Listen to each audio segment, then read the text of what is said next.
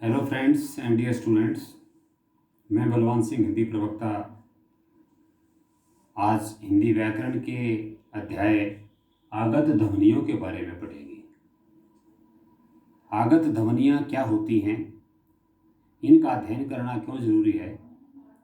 हिंदी वर्णमाला में इनकी गिनती नहीं की जाती, लेकिन फिर भी इनका अध्ययन बच्चों के लिए, हम सब के लिए बहुत ज़रूरी है। जैसा कि हम जानते हैं, हिंदी वर्णमाला एक वैज्ञानिक भाषा है।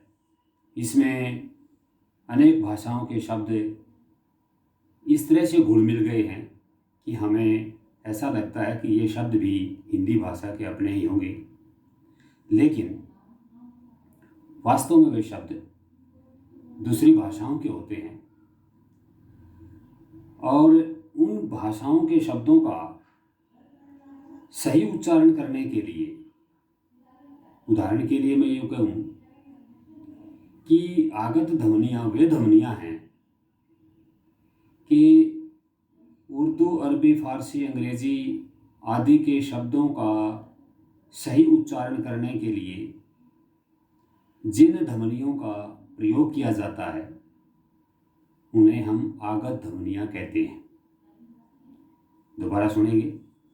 आगत ध्वनियाँ वे ध्वनियाँ होती हैं जो उर्दू, अरबी, फारसी व अंग्रेजी के शब्दों का सही उच्चारण करने के लिए प्रयोग की जाती हैं, क्योंकि बहुत से ऐसे शब्द हैं जिनका सही उच्चारण करने के लिए हिंदी वर्णमाला में कोई चिन्ह नहीं है।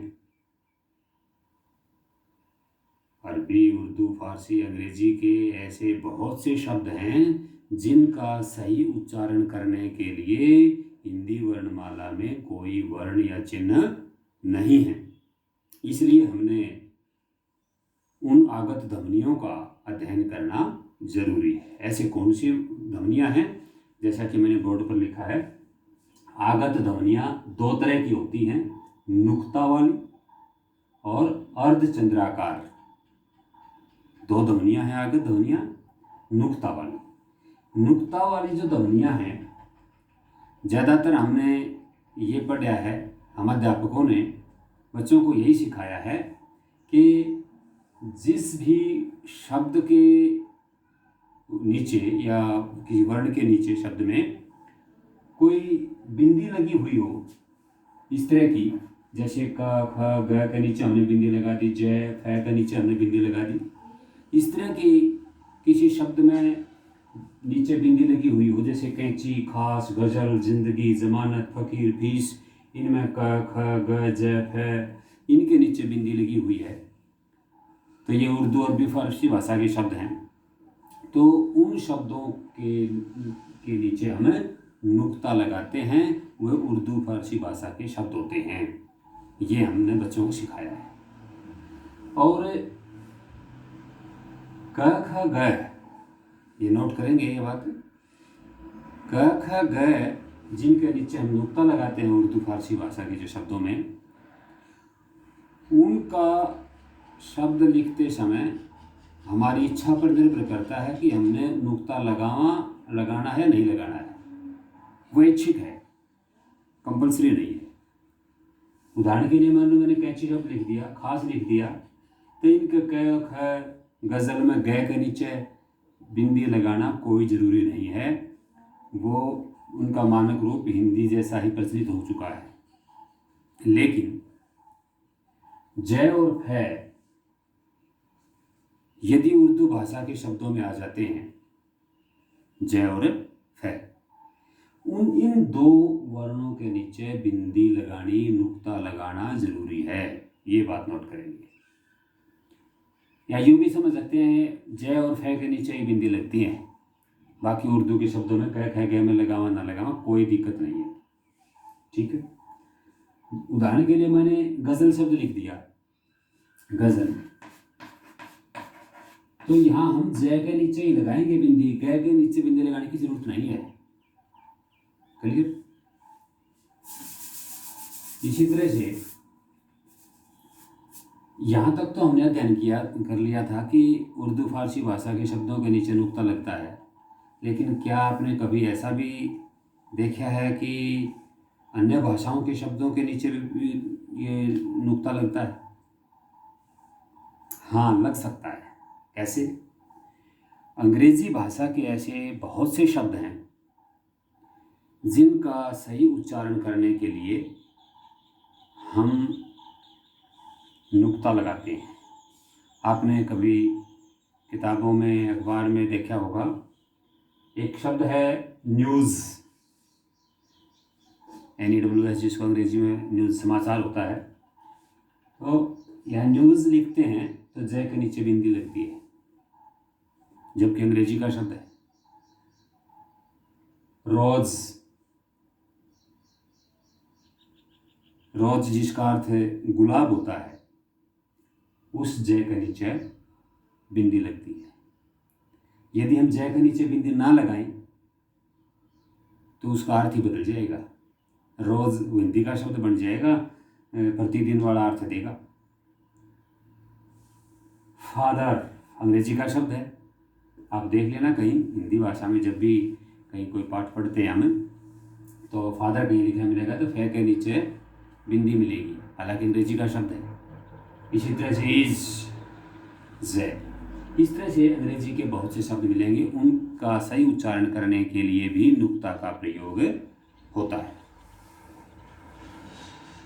तो हमने नुक्ता का समझा कि अरबी फारसी भाषा के शब्दों में प्रयोग होता है, जय और फे के नीचे ही प्रयोग होता है। क्यों होता है? उनका सही उच्चारण करने के लिए होता है। अंग्रेजी के शब्दों में भी हो सकता है। ओके, अब बात आती है अर्धचंद्राकार। अर्धचंद्राकार ये रूप, आधा चांद। कई बच्चे गलती करते हैं, इसको चंद्रबिंदु मान लेते हैं। इसमें और इसमें अंतर ही नहीं समझते।